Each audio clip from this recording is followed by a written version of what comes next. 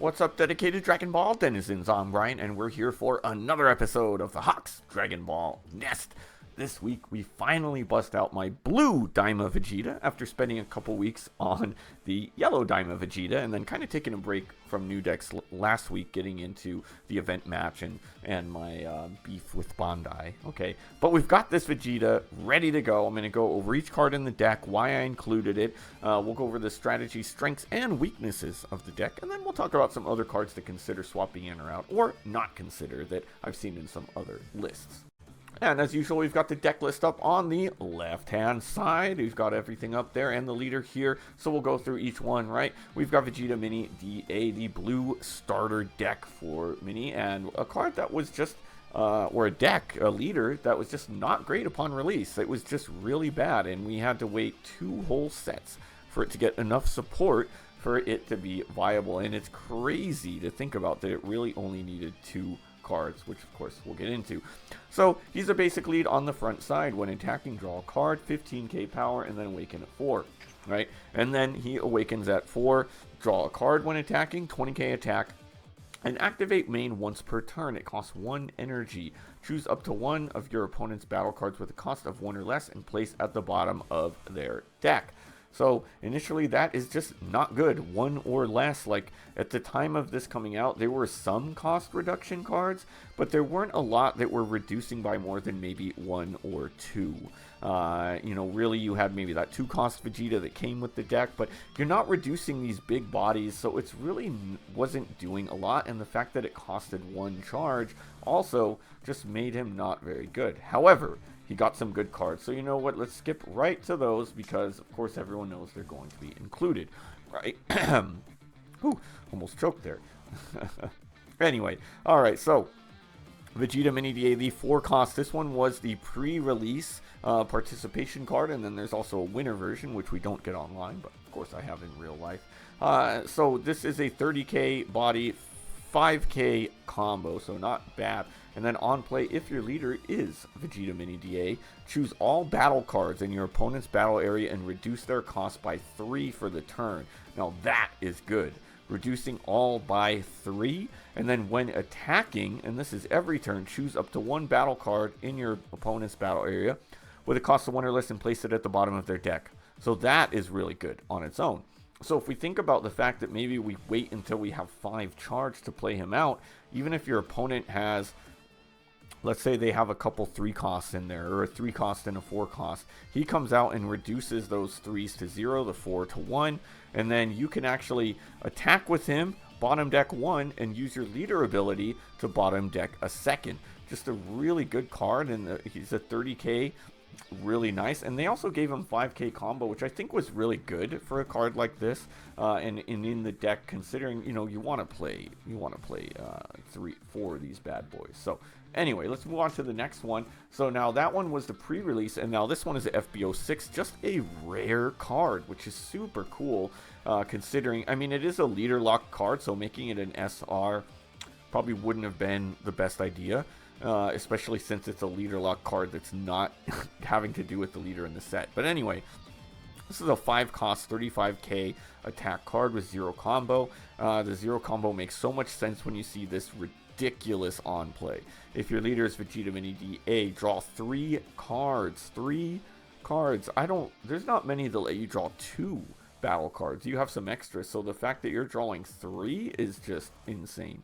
And then choose up to 1 battle card in your opponent's battle area and reduce its cost by 5 for the turn. So now we are bottom decking almost anything except green, as long as we're at 6 charge. So that means you usually, again, like I said, you want to play that 4 cost and the 5 cost when you're 1 charge up. That way you can bottom deck multiples, or with this one, you're reducing by 5, but you can't actually bottom deck anything. So you need to keep that in mind and probably get up to where you are at 6 charge so that you can reduce something by 5 and then bottom deck it. And then now you've gotten 5, and then you're going to hit for 35k. Your opponent. So this is just a crazy way of hand flipping the game. I was just in a match where I played this guy 3 times in a row. 3, and because you're drawing so much, you know, you're thinning out your deck and you're able to grab, you know, a lot of times grab cards that you need are going to be pulled up from your deck. So that's pretty cool. Obviously, the one downside with this, guys, is make sure that you don't deck yourself out, okay? Anyway, all right, so let's start back up from the beginning then with Pilaf. Look, I didn't want to include Pilaf. My initial, I always try, and I think it's a good practice to kind of start making blue decks rather than just throwing in Pilaf at first. I like to make them without Pilaf first, and then kind of see like what do I like most, what do I not, and then kind of remove. So of course I threw in 4 Pilaf, and he really does come in handy later game when your deck is getting thinned out. You don't have a lot to Pilaf loop with Final Hope Slash. Okay, it's gonna happen. It's life. All right. Okay, now this one was a later addition to the deck, which is My Future. So I like this one as it's kind of a niche one, really. So you add up to 2 cards from your life to your hand. Then if you have an auto once per turn, if you have 7 or fewer cards in hand, when an opponent's battle card is returned to their hand by a skill, draw a card. I don't use this much, but I have used it. It's good in a niche. She is a 1 cost for 5k combo that I can throw out with. There's 2 ways I can use her, which we'll get to as we proceed. In fact, no, let's just skip it. Okay, so the other one is Trunks Future. I was looking for I initially put Trunks in without her. I was looking for a Self-Awakener that could attack still, because I initially had the the Goten starter deck one, 15k, that returned a 2 cost. And it just wasn't doing a lot for me, but I did need a Self-Awakener because people were kind of keeping me at 5, and I wasn't able to do much. So I threw him in, and I like him. He's a 20k, 3 cost attacker. You know, nothing crazy, but he can attack. He can attack an Awakened Leader and make them at least waste a card, and he's got 5k combo. And the on-play is really nice. The other thing I really wanted was at least like a bottom deck or return to hand card that would Self-Awaken. So he's able to return a 5 cost or to hand, so that's pretty good. So then I thought, well, I might as well throw in this Mai with her, and for 4 energy now I'm able to throw both of them out, choose which one, if any, I want to Self-Awaken with, and now I can draw a card out there, and my opponent's going to need to work to bottom deck that. The funny thing is, for the most part, they're not even going to know that you don't have that many return to card hands. I don't, you know, I don't. And now the other one I have is this Beerus. I really like this Beerus. Somebody else gave me the idea to throw it in. He's got 10k combo, so that's huge. 20k attacker, 3 cost, right? Pretty good. When attacking, so you can do this every turn. KO one of your other battle cards. Unfortunate, but it can be a cantrip or whatever. And then choose one of your opponent's battle cards and return it to their hand. Yeah, and the thing is, you're not playing this guy until you're usually, there's so many other ways to bottom deck. You know, we're kind of playing him only in a pinch, but we're also only playing him when things are really bad. Like you can stop the Broly's loop right in its tracks, or the Broly's sequencing of getting that 9 cost out by returning an 8 cost from there. So that's really nice. And by the time you do that, you're probably going to have 4 or 5 energy, right? So you can throw out a cantrip or even a Pilaf or whatever, and go ahead and throw this bad boy out there, KO and return to hand. And let's say you have that Mai out there, you can draw a card. So that's pretty good. So that's what I like. All right, back to our sequencing. We've got another Mai, right? This My Future, just really good to kind of help you get over the hump sometimes, in terms of maybe you're playing that 4 cost Vegeta out there. If you've got extra, and you know, you can then bottom deck a 5 cost with Mai out there, because a 5 cost will go down to 2. You throw out My Future, now they're down to 1, and you can bottom deck. So not bad. Even with Vegito, which we'll talk about soon too. Then we have Giran. Obviously, this would have been the Zamasu 1 cost, but of course he's Earthling, so we want to throw him in there because now we can recur our Giran with Pilaf. So that's really good. It gives you some flexibility in terms of knowing that you can combo him. And then really, this is like an early battle card, because once you're awakened, you're not going to need to play him out. Like, he's combo power in your hand, because for that 1 cost, you can go ahead and just use your Vegeta's ability and keep this guy in hand. Like, there's no reason to play him out and potentially lose that combo power on board by your opponent doing something. So to me, he just becomes kind of combo fodder after that, and he's got 10k. And another thing that's worth noting about this deck, there are a lot of 10Ks in this deck, a lot. So it gives us some really good defense. All right, so moving on there, the cantrip, choose whatever you want. I went with Trunks Youth. In my physical deck, I actually have Dende because I've never used him in one. So we've got Trunks in here. And now I've got this one, so I'm going 4 of these guys. And this is, I feel like this card doesn't get enough respect. It's a really underrated card, just to kind of throw out there, because the thing is that you'll notice that opponents aren't like too worried about it. So a lot of times he'll just hang out there. You don't need to attack for him for quite some time, and then all of a sudden, you know, when you really need him, he can reduce the cost by 2 for the turn. So that gives me some flexibility in terms of what I could play out on that turn if I can keep him there. I mean, the one thing I will say is that sometimes I will put him out there. He gets bottom decked, he gets KO'd or something the turn after. It feels like a little bit of a waste, but it's fine. Really, like, we're kind of stalling out early game anyway. So even if you play him out and your opponent has to use their turn or do something to get rid of him, it's not the worst thing in the world. And he is a 10k combo. A 2-cost 20k body when you're at 7 or fewer is really nice. I mean, the 7 or fewer I don't even pay attention to. Sometimes I'll combo up to get him there so that I can attack leader, but really, like, his most important thing is the when attacking, choose up to one of your opponent's battle cards and reduce its cost by 2. He also is a really nice late game attacker too. When you're kind of running out of battle cards and maybe you have to play a couple lower cost, 20k for a 2 cost is pretty good. Alright, and moving on, we've talked about many of them already. We have the Vegito. I'm playing 3 of these guys. I initially had 4, but yeah, another just good card. You know, if you can leave him out there, it's an auto reduce by 1 of your opponents if you have 7 in hand, and then you can bottom deck a 1 cost. He's a 25k attacker too for a 3 cost, which we don't have a ton of like high attackers. If you'll notice, we've got a lot of 20k bodies on the lower end, except for our 2 Vegeta Minis, the 4 and 5 cost, right? And then moving on, I threw 1 of the Vegeta DA in here. I like this one as my double striker that's a non-secret rare, right? So I do like that he can draw a card upon play if you have 7 or fewer, and then bottom decking a 3 or less. Now some might say if you're going to play one of the 2 Vegeta double strikes, they like the 4 cost one, but it's so easy to get cost reduction out there now. Just throw out a Mai or something like that, and I'm rarely even playing him on a turn where I can't throw out other cards anyway, that I usually can just reduce by 1, and then I can get that draw card out there.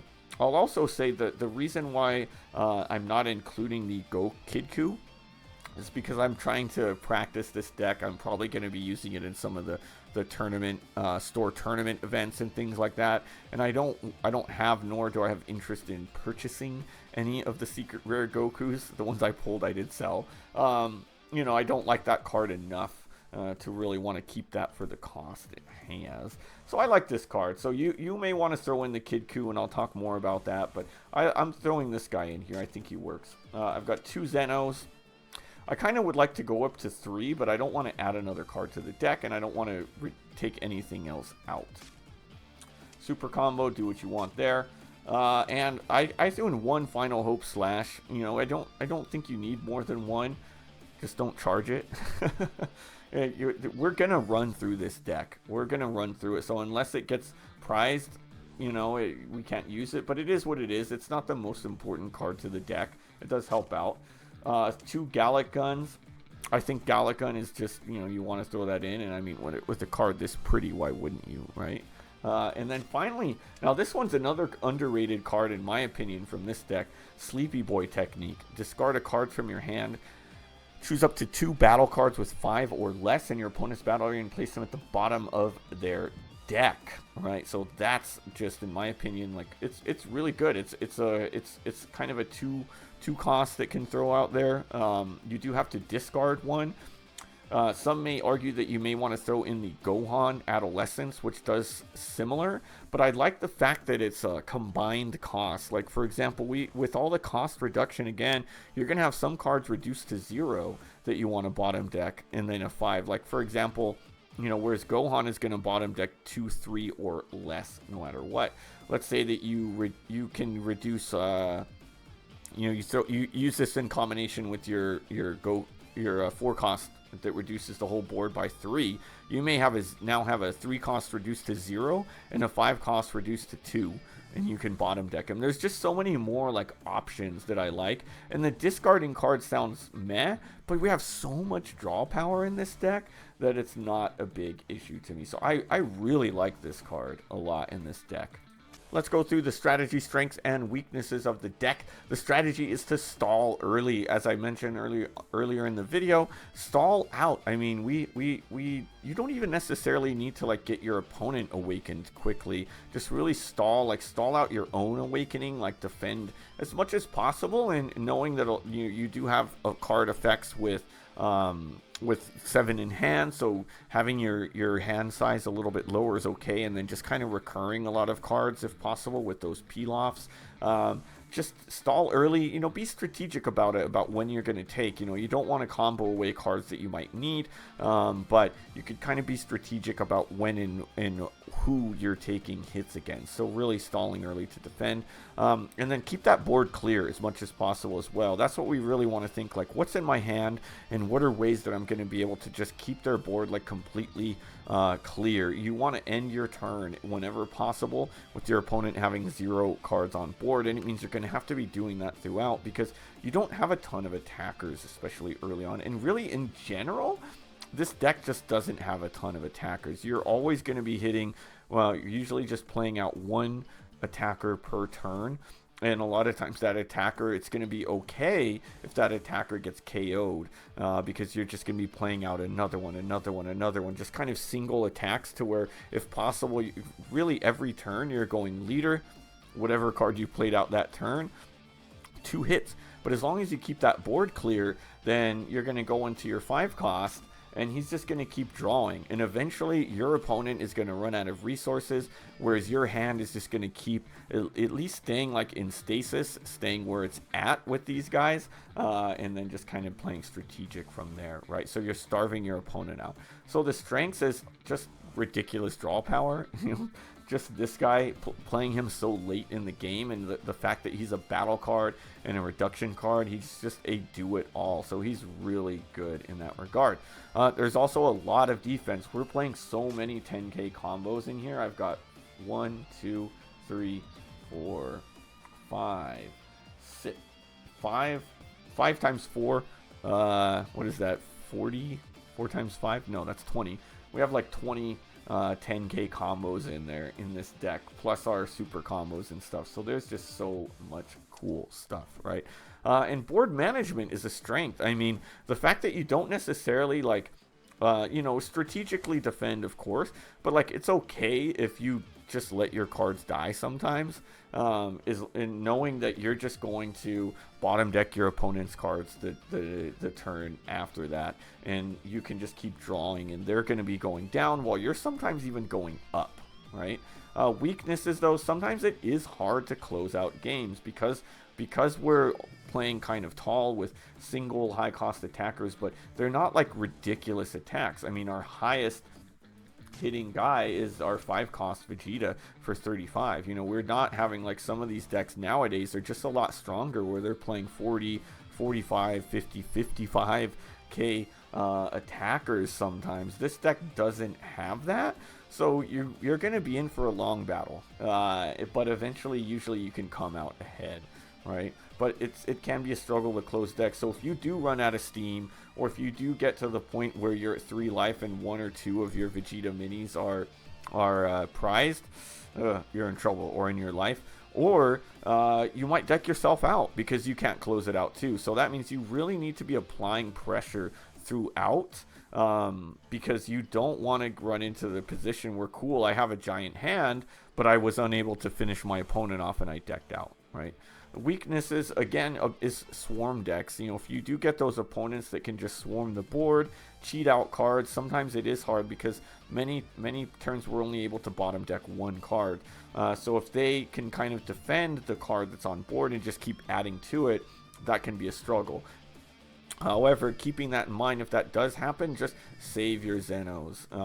You don't want to be charging or comboing away your Zen-Ohs whenever possible, because that's going to be what kind of saves you and can flip the game for you sometimes if you survive that long. And another challenge can sometimes be like pacing when you're going to awaken. It is really nice to be at 5-6 life late in the game, but also knowing that that's going to give you a little bit less pressure because you're only going to have a 15k attacking leader that can't even hit your opponent, so you're either going to have to combo up or down. And that's why I went with a little bit more awakening power in the deck, so that I can, let's say they do keep me at 6 and just decide to like go for my board instead of going for life, so that they can just kind of go all in when I'm at 5, which happened in some of my earlier iterations of the deck. Now I've got Mai and Trunks, so that I can really, I could do up to 3 life in one turn if necessary. That's never happened, but just in case someone wants to go with that as a strategy, which I have seen in decks. Some other cards to consider, most of them I've already kind of mentioned a little bit. Obviously the double strike Son Goku Childhood. Now, there's a few things about this, right?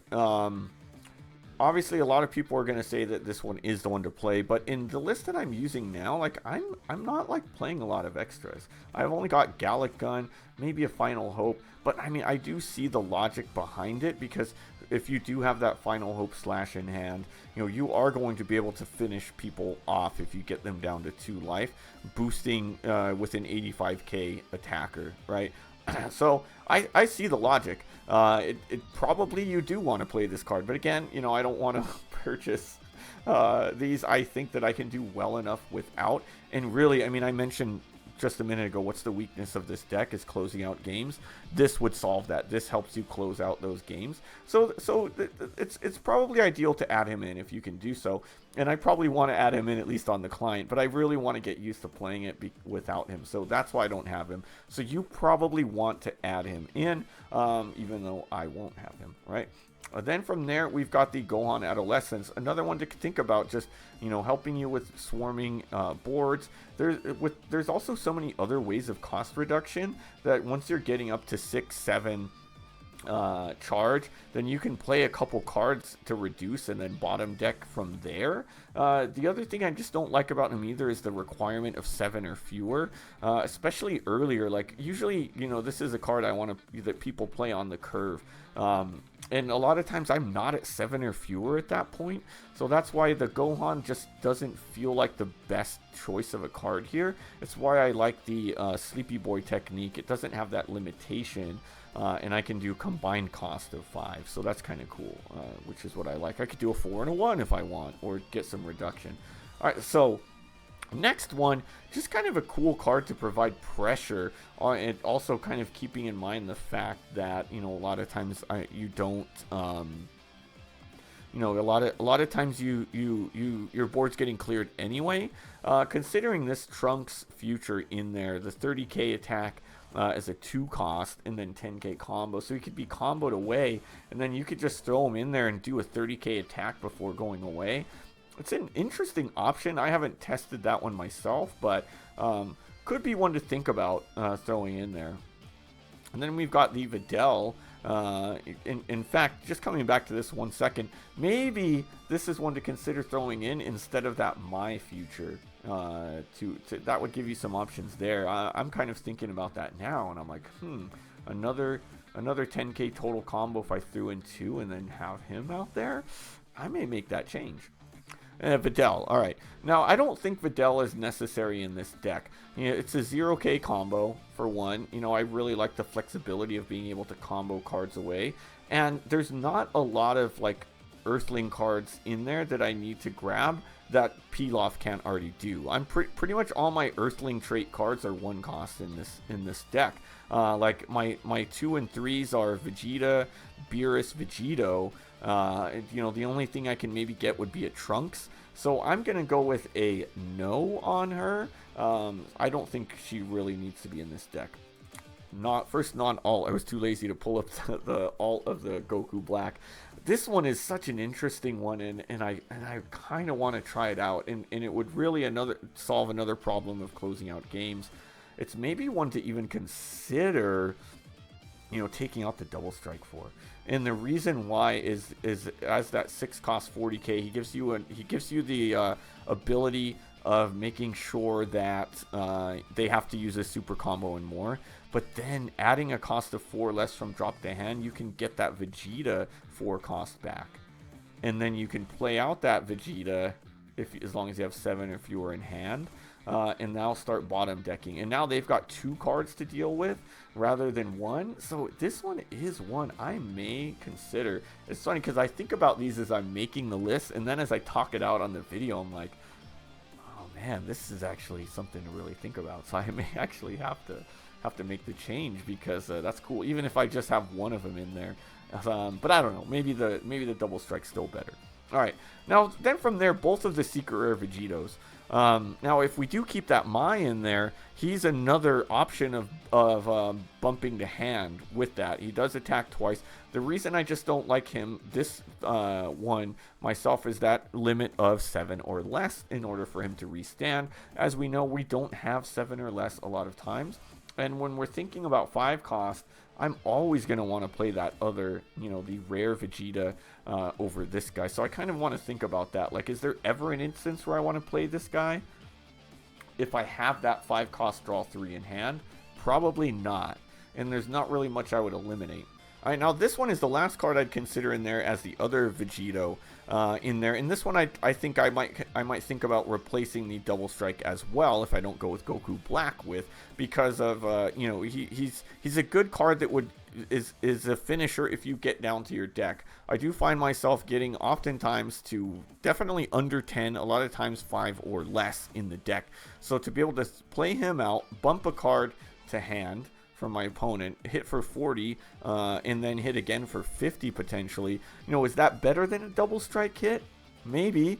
It's really something to think about. And that's going to do it for this episode of the Hawks Dragon Ball Nest. Hope you enjoyed this iteration of the deck. I do feel like I'll probably be making some tweaks to it as I go and doing some more testing, just throwing in some cards to see if I like them or not. But of course, our first video, we're going to go with this list. And I think I like the idea of just spending 2 weeks on decks now. So that's probably going to be something that we see moving forward. We'll spend the next couple of weeks on the Vegeta Mini DA, and we'll see how that goes. You'll also see I'm going to take this one to the Ultimate Battle. So in the next couple of weeks, that Ultimate Battle is a week and a couple days from today. I'll be attending a few, so you'll see this some physical versions of me running this deck as well if you're into that. But yeah, we'll go from there. So a lot of Vegeta DA for this set, which in my opinion they're the 2 most fun and only leaders I'm interested in using anyway. So if you liked what you saw, make sure you hit that subscribe button and become part of the Hawks Nest, a fearless flock of fabulous folks who love to do what we love. Make sure you hit that like button too. Leave me a comment. Let me know what you think of this list. What are some things I should consider swapping in and out? I am pretty stubborn with a lot of my lists. A lot of times I've seen some cards that I don't have and do. So if you really just think like, Ryan, just stop being so stubborn, include this card, let me know. Okay, I'll consider. I'm not going to promise I use it. But until then, we're going to see you all next time.